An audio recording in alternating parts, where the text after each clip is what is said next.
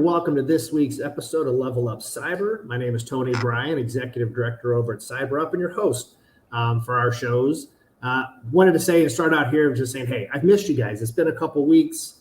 It's summertime. There's vacations and people are traveling, so we're catching up here to the show. But very excited. We've got a really good slate of people over the next several months and guests. So very excited around the topics and guests.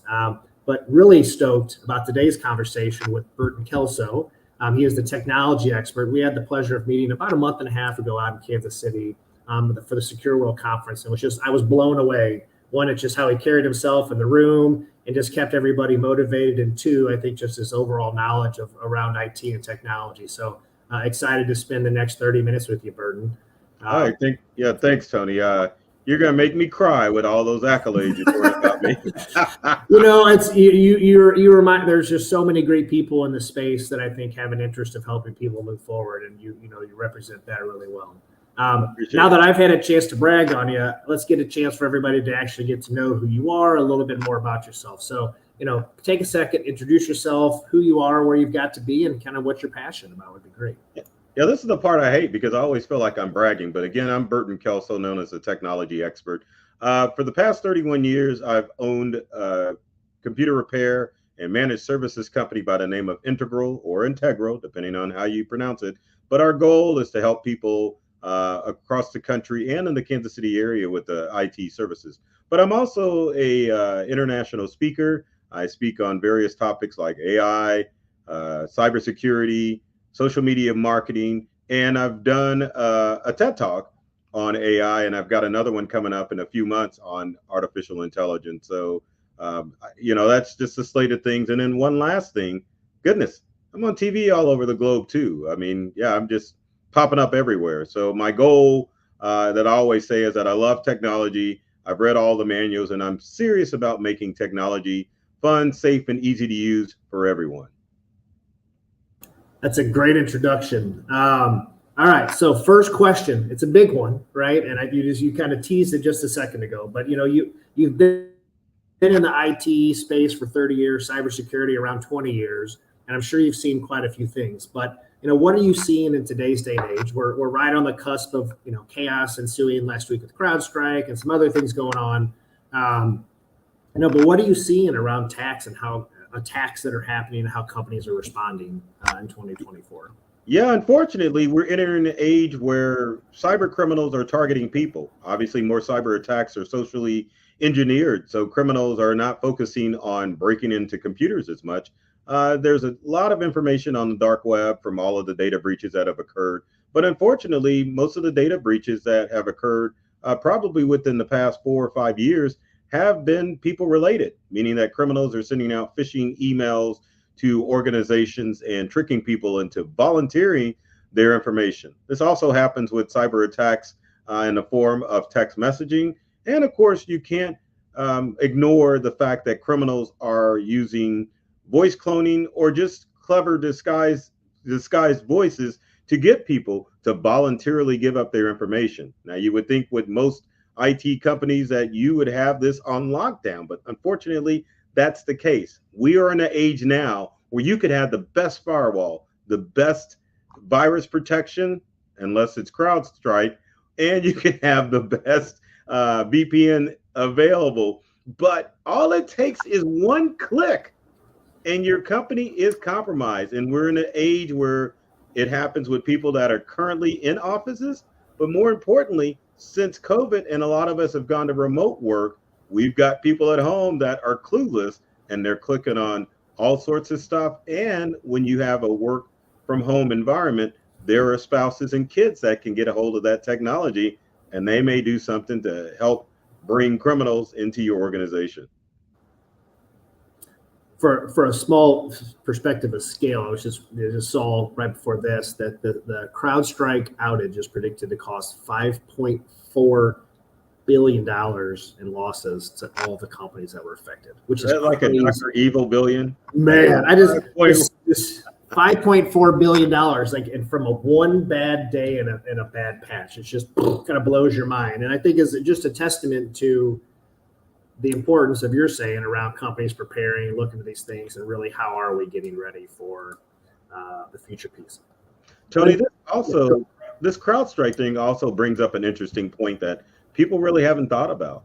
Remember, Kaspersky was first banned from government computers, and now the sale of Kaspersky is being banned in computers in the US. Can you imagine if a cyber attack were pulled or conducted through antivirus software and there was no fix that was issued?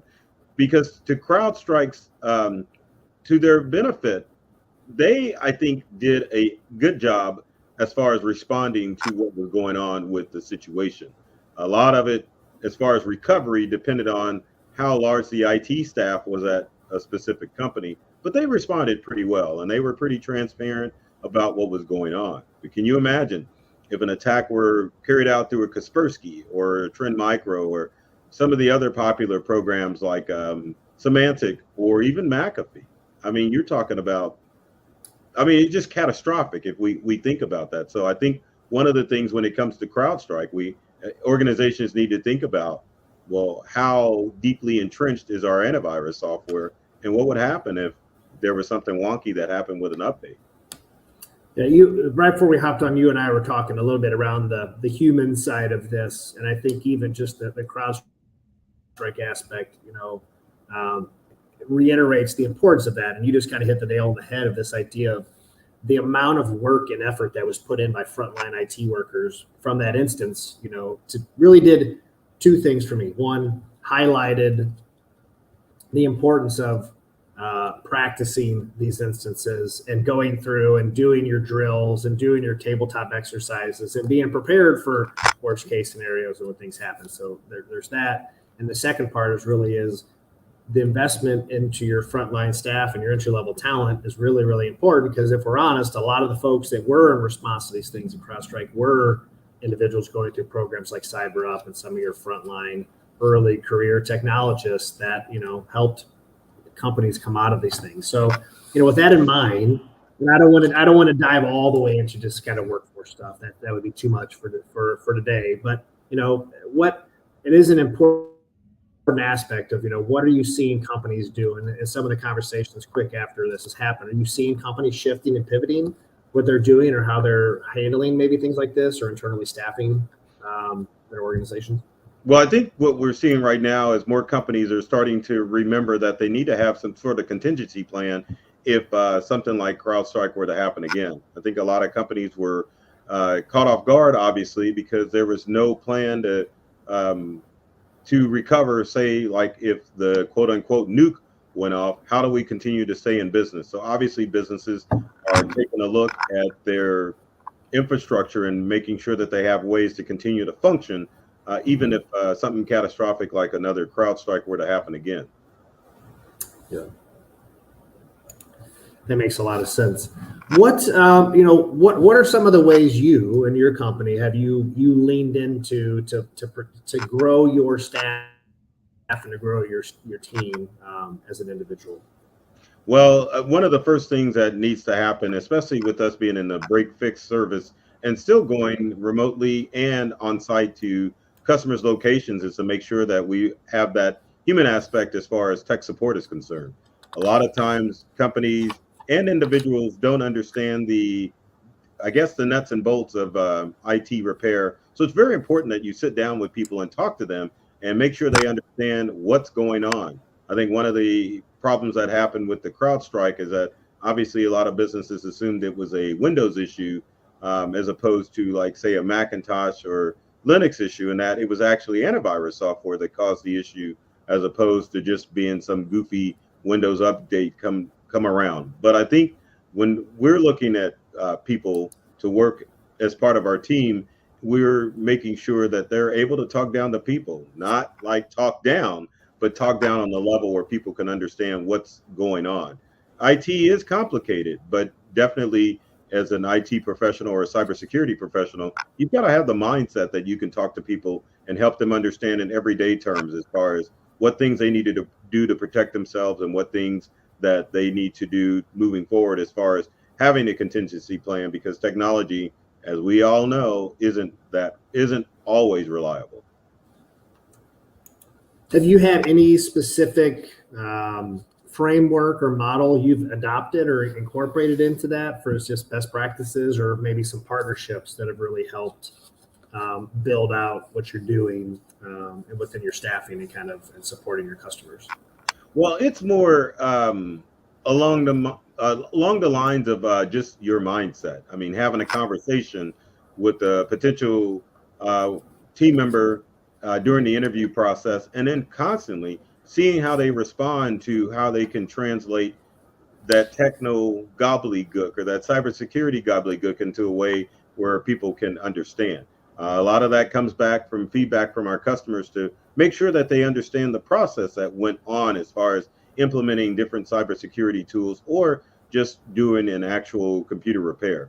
But it's very important that the people that we use are able to just talk to regular people in a technical way so that they understand what the heck is going on and how they need to move forward. I think in the cybersecurity industry, there's definitely a disconnect because we have tech people that like working with the tech, but not working with people so much. Where do you think we go from here? Right, we had a pretty big incident, obviously $5.4 billion with a B in our where do we go? What changes do you think happens? Where do companies pivot on this part? Or, what do you see changes happening after this last week's incident? Well, if it was my company, then I think it would be a pivot. You would have to probably pivot away from CrowdStrike and find another antivirus company to work with because, I mean, there's really no excuse for issuing a bad update. I mean, I think the timing was good, like in the morning, but at the same time, having an update that obviously was not tested thoroughly to go in and take Windows computers across the globe and to cause a loss of profit because you depend on your software and your cybersecurity solution to keep you up and running 24 hours a day, 7 days a week. Even if your business closed down during the night hours, you definitely don't want to have to come in the morning to discover that workstations are completely down and you've got to either call in the first response IT team or you have to call another company that does cybersecurity to come in and clean up instances. So I think there may be a pivot. I think the shares of CrowdStrike have dropped minimally, but overall, you would really have to look and find out if there's a little bit more reputable company that is able to do things. And then also, companies are probably not going to download or allow that download of updates immediately and let that simmer just to make sure that there aren't going to be any glitches with whatever updates come down. It's a really solid point. I'm going to pause and let's see how other people react to it and go from there, which makes a lot of sense. So as you look, phase two, as we jump into, do you anticipate like white papers? Where do you suppose kind of the response nationally comes through, to help really establish these lessons learned here? Do you think that's a CrowdStrike investment where they come in? Like I always think of the Verizon breach report, like those where we taking these moments of ways to learn to get better, right? I know this wasn't necessarily a cyber incident per se, it just happened to be a cyber company that had a patch incident, but I know there's lessons learned along for both. Do you see policies changing? I mean, 5.4 billion is hard to ignore. Is there federal policies? I'm sure there'll be lawsuits, but like, what do you suppose? How do we come out of this on a better across the board? I think we're going to come out better with companies coming up with plans to help recover from disasters. Because when we think of disasters, especially in the digital age that we live in, we're thinking of natural disasters. So you figure if you've got a business, whether it be small or large, you've got some plan to make sure that you have power and possibly internet running while you've got an outage. Because I mean, if power goes out, we're in the days now where it's like, well, if we lose power, routers and rack systems and servers are going to go down. As long as we've got backup for those and for the internet, we're going to be good. But I don't think that there are companies that have contingency plans for that software glitch almost said breach, but glitch would be the perfect word.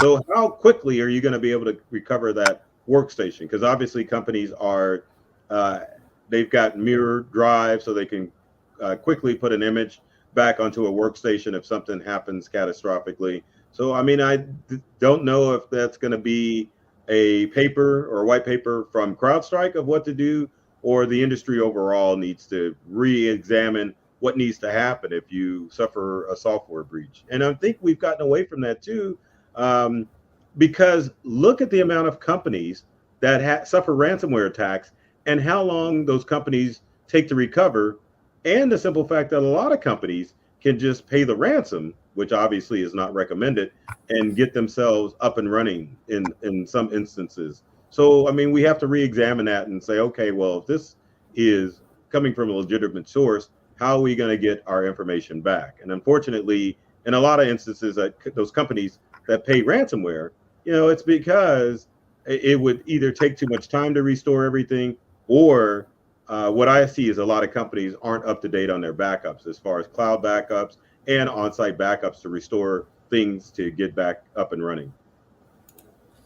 Well, I know there's blood in the water per se, right? For other companies that do similar things to CrowdStrike, and I know I've noticed on LinkedIn a pretty good wave of messages like, "Don't hit me up, I'm good." You know what I mean? Like we're fine. People, like, the sky is not falling. But I know it's a great opportunity for other technology companies to kind of swoop in and advertise of why they're better.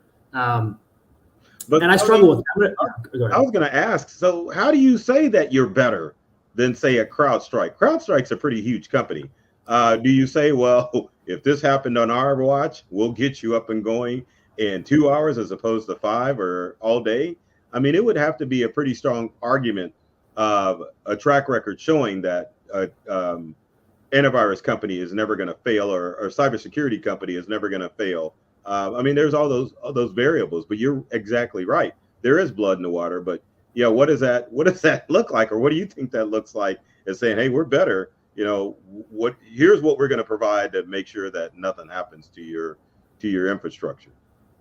I think, unfortunately, it's indicative of just the sector as a whole, right? That's been our marketing has been shock and awe from the jump, right? Millions of jobs and billions of loss. Like we've sold things off the idea of fear and pandering. That sounds, I mean, it's a pretty kind of, I want to say bold. It's a bold way to say it, but in the grand scheme, it really is what we've been, right? Like you can go take this class and get this cert and you make $100,000 in a month, right? You can buy this product and do this thing, and you are saved forever. Like AI is going to zippity zip in, and we'll scan your network every 6.5 seconds, and you will be protected permanently, right? Like you and I both know that's impossible, So, I'm curious as things like this pop up, how that does change things over the, how we're talking about these things, and maybe having a little bit more transparency where it isn't really a product or a company thing. It's to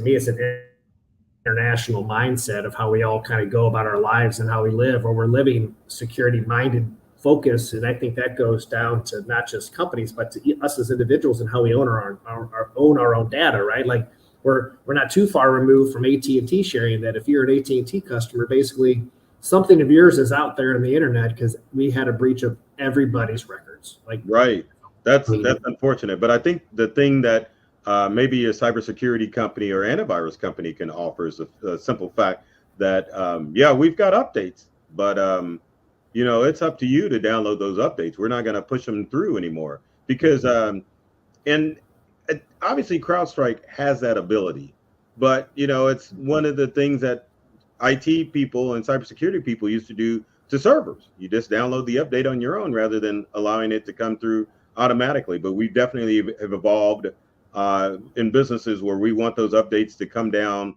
immediately. But I mean, that practice is going to have to change where each company should have that option to be able to update whenever they want to update. I don't, it's not like you're going to be quote unquote vulnerable, but at the same time, I think companies are going to have to be more selective when they allow updates to hit their networks and their software before they just blindly download, the latest and greatest. Do you suppose just the size and scale of CrowdStrike makes this instance a little bit more feel a little bit more intense, right? Because CrowdStrike is the company, right? I feel like of all of it, they're pretty top of the line. Do you suppose that adds a little bit additional fear for folks around this of just like if that could happen to them, it could trickle down? I think the magnitude of this CrowdStrike glitch is the fact that CrowdStrike knows it's on top. So I think it has to take sole responsibility of making sure that they don't release stuff that can take down half the globe. I think they've got what, 30,000 customers across the globe. But when you're at those numbers, you really have to be a little bit more diligent as far as the releases and updates that you're going to issue out. So I think companies are more like, well, we need to take a look at some of the software that we have in-house that is updating itself, because it's not just a CrowdStrike issue. Any software or even hardware updates can bring down workstations across the globe. But I think companies need to realize that we are pretty dependent in our digital world on technology. So we need to find ways where we're not as dependent and take a little bit onus as far as what we are allowing to come into our servers and to our workstations. Yeah, that's a really good point. I think especially I think of the small to mid-sized businesses, that are going out there trying to find CrowdStrikes or CrowdStrike equivalent software, right? That's more budget friendly for them. I imagine that probably did create some fear on their end, right? Of like, oh my gosh, like it happened to them. Should I be concerned about who I'm working with in these things? If it, what should I be doing? Any advice, if I am a business, or a company that's out there looking for a CrowdStrike type of service that I should be looking at or maybe taking into consideration in my evaluation of those vendors or partners that I'm bringing in to protect my networks? Well, I think in our current environment that we're in with technology, you need to make sure that you can get a hold of somebody at customer service if you have an issue. A lot of companies are going with AI chatbots and going with the ticketed system in order to get help. And if you have a crisis like this, I mean, do you really want to wait and get a ticket for an IT support call or remote? And you could be down for hours or even days. So I think the first thing is to find out what tech support and what customer service looks like if you're looking at another company, to ensure that if you do have a crisis, you can immediately get help. And I mean, it's just all over the board. Even companies the size of Microsoft, you've got to put a ticket in order to get help. Same thing with Google, which is crazy, especially if you're paying for Google Workspace. And even web companies are going to a ticketed system. So the first thing and the most important thing is how good is the tech support and how good is the customer service if you have issues. Have you seen a good evaluation tool for that, or a good metric to kind of highlight it? Or is it like, I know for me, as I've gone and over the years and have interviewed vendors and partners to bring on or to buy a software, unfortunately, a lot of it comes down to how I feel around the person, not necessarily on the merit of the software, right? Because right. So it really does come down to relationship. But I'm sure there's a better practice that would make it a little bit more rigid or black and white in terms of assessing those things for, that aren't subjective. Tony, I can't think of a better way than talking to the people. But not only you need to talk to the salesperson, you also need to either have them give you a list of referral companies so that you can call them and find out what their experiences are. You're not talking to the sales rep or to tech support, because of course they're going to put on their best dog and pony show. But if you're talking to actual customers and they're willing to share that customer list, I think that speaks volumes, because obviously they're confident that they've got a good customer base and that they're offering a good product. So to what you said, you've always got to deal with the people aspect of things to ensure that you're getting the service that you want. I think a lot of times we'll go to online resources, and of course they've got top rank, but what's top rank for some of those tech sources and cybersecurity sources may not be tech rank for what you need for your company. So you always have to do your research, talk to people, and find out what's going to be the best fit for you. I feel like sometimes those top ranks are paid for, not necessarily earned, based off of the quality of the product, or whatever Right. I might go into. So that's not a dig on the people that have it. It's just a matter of be mindful of the source of the information you're getting in evaluation, because it could be weighted, off of a strategic investment or a strategic sponsorship of something along the way. As a group, they get sponsorships, right? So mindful of that. It's not, that stuff works and it's an important part of the business, but you do have opportunities to do some research. I really like the suggestion of interviewing, I would say, similarly sized companies as my own to understand how I am treated, right? Like if I'm a Anheuser-Busch or I am a Delta Airlines. Yeah, or a 50-person manufacturing company, right? Like, right. Am I going to be treated the same as either one of those? So, those are important comparisons in my brain to making sure I'm making the right choice. Hey, Tony, I was going to bring up something else that companies need to look at too. Okay. So we both know CrowdStrike is a Texas-based company. But what a lot of people may not realize is that a lot of popular antivirus tools are out of the country. One of the best examples I can think about is Avast. I think Avast is in Sweden or some country like that. And Avast didn't they get busted for selling customer information? Yeah, they did. I can Google it while you're going. Yeah. Yeah, but the challenge is that you need to make sure, especially if you're a U.S. based company, even with global ties, that you understand what the privacy laws are in the country where you're using antivirus software. And of course, terms of service is huge. You got to read those terms of service or have someone read them, because part of the terms of service for the antivirus software maybe they're going to sell your secrets. So, I mean, do you know that? But you need to be aware of that and be aware of what the privacy laws are in different countries for your antivirus software.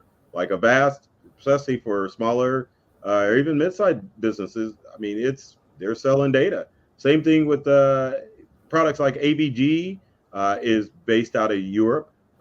There's, oh goodness, I think it's, I forget the tool, but I know Trend Micro is based out of Japan. So you really have to think about where that antivirus company is based out of and what the privacy laws are. And do they have, if you're a US based company, do you have English speaking support that's going to be able to clearly help you out whenever you have a crisis? It's a good idea. Just I don't know that I would have considered the international laws. I know GDPR in Europe is way more stringent and strict than it is here in the US on things that we do. So I'd almost like to go European GDPR because it's going to cover us a little bit more. Right. So there's always one last question that we'll ask, but I'm going to be remiss, right? There's a pretty big movie dropping here in the not so far away in the Deadpool. And I notice your blue and yellow Wolverine. Yeah. Are you excited for the new Deadpool Wolverine movie coming out? Yeah, I am, because I like obviously like the old school Wolverine 1997 costume. But superhero movies obviously I enjoy based on the collection that you see behind me. But yeah, I'm excited because it looks new and inventive, and hopefully it's a breath of fresh air of just your standard comic book movies where you've got your clear enemy and then you've got your clear hero just clashing, and the bad guy always gets defeated. So this will be good to see, quote unquote, two anti-heroes going back and forth. I'm excited. Their dynamic is always great. Their chemistry between the two, and they're two iconic characters. They've become two very iconic characters I think for our generation of people. So obviously excited about the movie. All right, so a more serious business, Scott, of course. I don't know. I saw it. The Ghostbusters things caught me too. That just dropped on Netflix, recently too, right? Right. So everybody gets the same last question. What advice would you give to someone looking to level up their cybersecurity career? Well, obviously, first thing to do is to create a team of cybersecurity experts at your organization, or if you don't have any on staff, you need to have access to a team of cybersecurity experts that are able to talk to you in a way that you understand what's going on with your protection in your organization. I think you need to obviously vet them to ensure that they understand your company and what your needs are, because like we talked before, Tony, it depends on the team that is able to understand your business and able to help your business at your level. The next thing I would recommend to do to level up your cybersecurity is you've got to have that user trainer, because you can have the best cybersecurity team in-house, and again, all it takes is one wrong click for someone to cause an issue. I know here in Kansas City, Jackson County court system was breached because someone at the court on a Saturday was probably trying to download the latest version of Oregon Trail or some game and clicked on something they shouldn't have, and it brought down the whole court system. So people is the next first thing that you should do, other than putting together a good team of cybersecurity experts. When you solve the human problem with cybercrime and making sure that your workforce understands that they play a part in that, then you are helping protect your business. And then also make sure that you are rewarding your workforce for not falling for the latest schemes. I think a lot of times when you send out that phishing email, you get sent to the boo-boo box, and it just makes people feel more stupid. But if they're able to overcome that and they're getting rewarded, then you're creating a team that is going to be able to help keep your business stay safe from cyber attacks. That's a great answer. I really did. I appreciated the perspective. Burton, I appreciated the time today. I really appreciate the deep dive into the CrowdStrike aspect, because I think it is a critical point of discussion for us, because I think it's an opportunity for companies and for the world to take a second to really lean in and learn, from a pretty big incident, right? I think when you're shuttering airlines for a full day, that's, I don't know, and then seeing 5.4 billion, that's a big number that crossed a lot of different fronts and companies that week. So Tony, that's natural disaster money. If you think about it, it's the equivalent if a tornado came through and wiped out a town. That's what type of money you're talking about. And you think in this digital world, or everyone has the impression that if it's a digital problem, you can quickly overcome it. But this is just massive.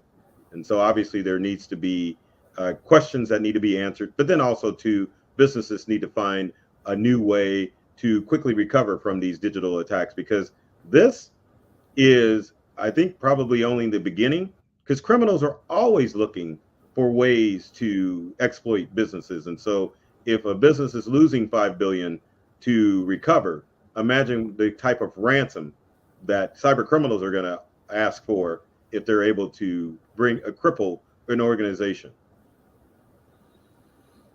It makes me sad and worried to think about that, but that's another day's thought, not today, to keep my sanity intact.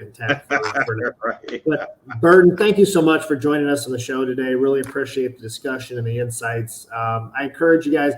Burton does a lot of shows and has a lot of content out there. So if you really want to learn, I encourage you to take a look, follow him on LinkedIn. He'll be tagged in the post, but he puts out a lot of great content, and just honestly a great guy with a good heart for space. So Burton, appreciate it. Look forward to next week's show, and for everybody for tuning in, as always, appreciate the listens, appreciate the views. If there's something you want to hear or see, hit me up on LinkedIn, shoot me an email. If you want to join the show, always happy to have guests and have conversations. So thank you guys so much, and have a great week.